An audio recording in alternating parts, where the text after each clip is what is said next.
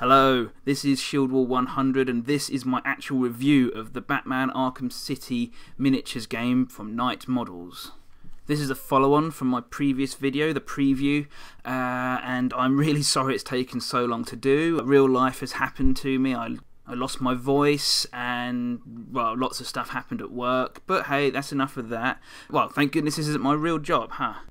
The delays enabled me to get some practice games in, lots of them actually, and of course allowed Knight Models to release a absolute metric ton of new figures, of which I'll be showing you throughout the course of this video. They're lovely as you'd imagine. They're all in white metal so far. I mean, no plastic yet, but I don't think they'll ever do that. They're absolutely amazing quality. They're overall really easy to put together.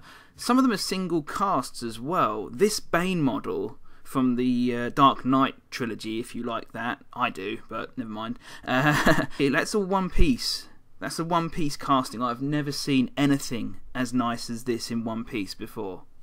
The DC license has been done very proud by these models. Yeah, these guys usually do sculptures and they have just translated that to 35mm scale perfectly. I can't rave about these models enough.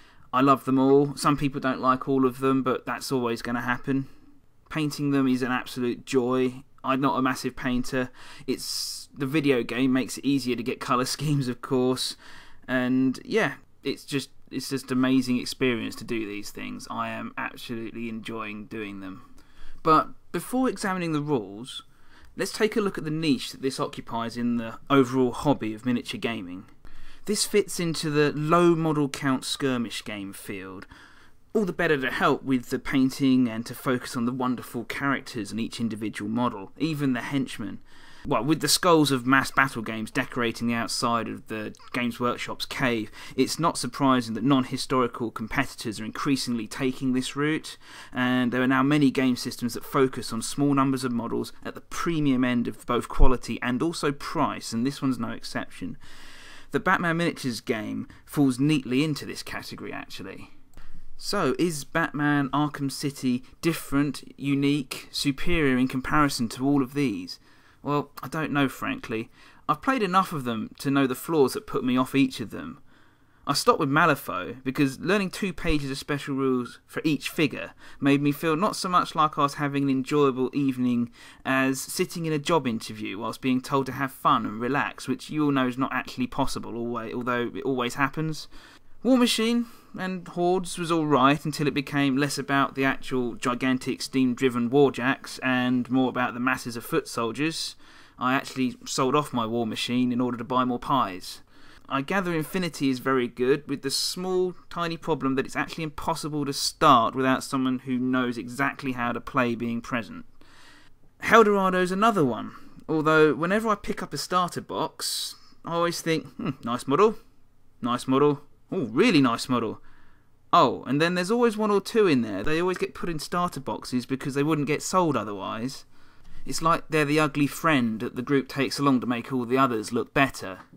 I hate being the ugly friend. But sometimes I get bored of drink just to stay. But enough of me bitching about games I don't understand. Let's get back to the one that is actually titling this review, shall we?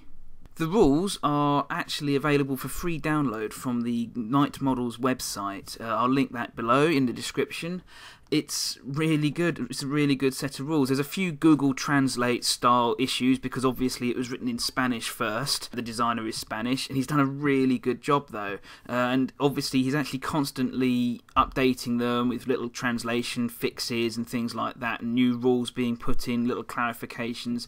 There's a really good community on Facebook called Arkham City Limits, I think. Again, I will link that in the description. You have to be invited to go there, but if you send them a message, they'll generally let you in. I mean, they're really nice guys there. And the actual designer goes on there as well to take feedback and basically let us know what's going on. It's a really, really good community they've built up. To briefly touch on the rules, each model has its own card, as is the way with these games now, with its own statistics for weapons, combat strength, movement, special abilities. Every turn, each model has its certain number of points distributed around its various statistics depending on what you think you're going to be wanting to do with him each turn, or her, and you take it in turns activating models and performing their actions. It's really straightforward. I'm not going to go into it because, like I said, it's available for free, so by all means check it out. They've also put the vast majority of the models' stat cards up online as well, so you can peruse them. It's just a really good way to approach a game these days, especially since the models themselves are on the higher end of the price bracket scale. They're worth it in my opinion just for the sculpts alone. You're not going to be disappointed there, but it's really nice to get a look at what you're buying in terms of game rules if that's your inclination, because I know a lot of people are like that and totally understand that these days. You know, money's tight, isn't it? I have to say the way combat works is really good and quite cinematic as well.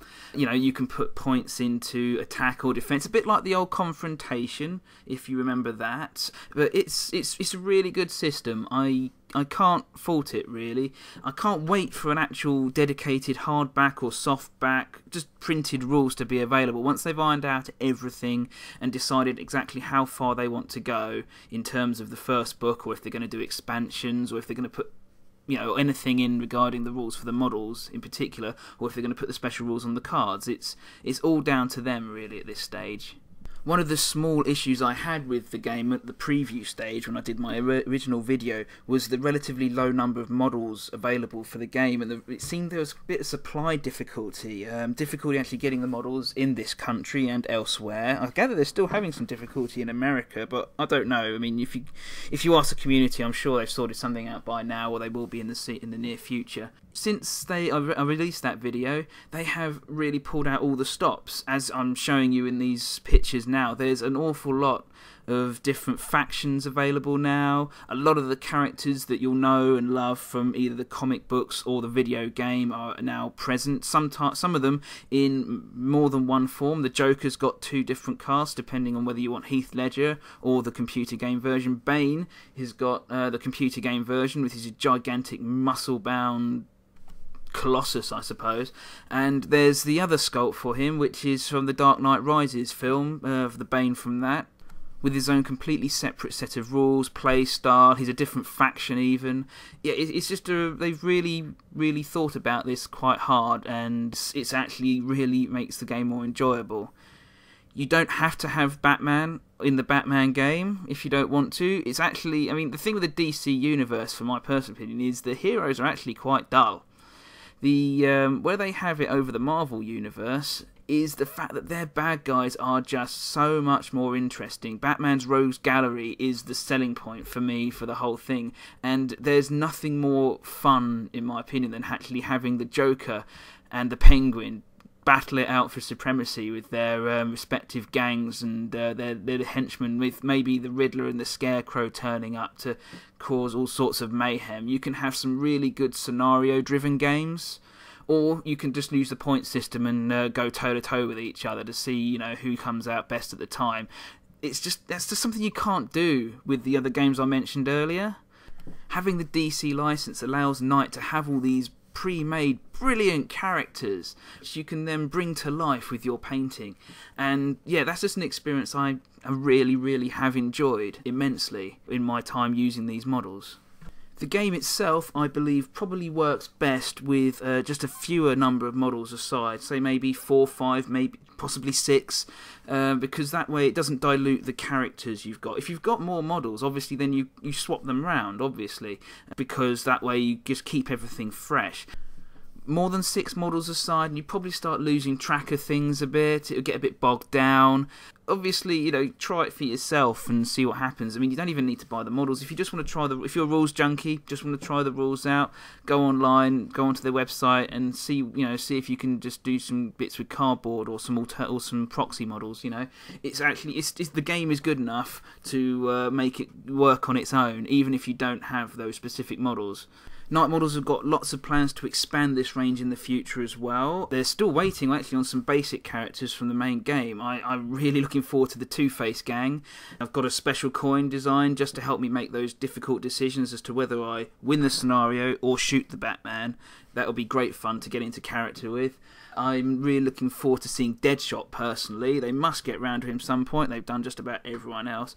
And of course, Arkham Origins, the next computer game in the series, is coming out soon. Very soon. And that means a whole load more models for us. Yay! They're actually going to do Watchmen too, I think. That's certainly been hinted strongly at, shall we say, on their website and on their Facebook page.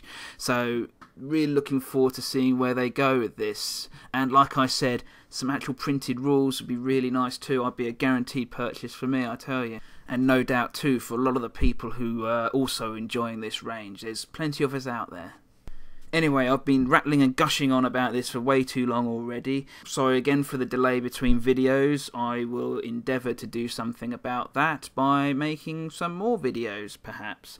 I hope I've inspired you to at least check out the Night Models website and have a look at their gorgeous, gorgeous models. I mean, even if you don't like gaming, these things are worth putting on your display shelf alone. That's where they belong in my flat, and I do not regret that at all, right next to my Smog models.